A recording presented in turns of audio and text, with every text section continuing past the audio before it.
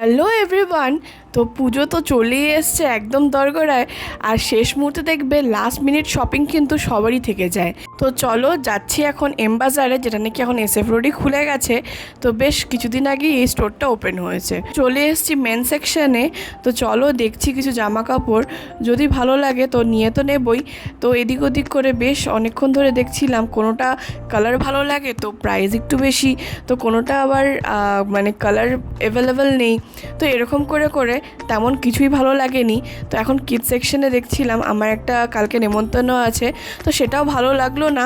তো আর ওমেন সেকশনে তো আমার কোনো কাজ নেই। তো আর সময় নষ্ট না করে এখান থেকে চলো বেরিয়ে বর্ধমান রোডে আছি, চলো যাচ্ছি রিলায়েন্সে। এই যে বর্ধমান রোডের রিলায়েন্সের সামনে দাঁড়িয়ে আছি, চলো ভেতরে ঢুকবো। তার আগে না, বাইরে আজকে কি সুন্দর হাওয়া দিচ্ছিল, খুব ভালো লাগছিল সন্ধ্যেবেলাটা। তো ভেতরে ঢুকে সবার আগে এই পারফিউমগুলো দেখছিলাম, আর বেশ ভালো ডিল দিচ্ছিল, কিন্তু বেশ 50% 60%-এর মতন অফ।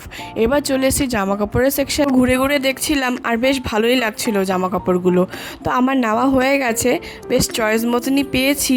এবার চলো অন্য কিছুও দেখি আর কি।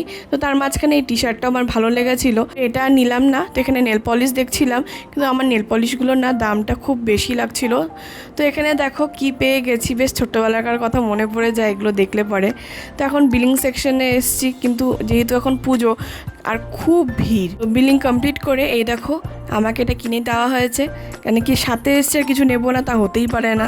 তো এখন চলো বাড়ির দিকে যাচ্ছি। আজকে ভিডিওটা ভালো লাগলে পরে একটা লাইক অবশ্যই করবে। বাই।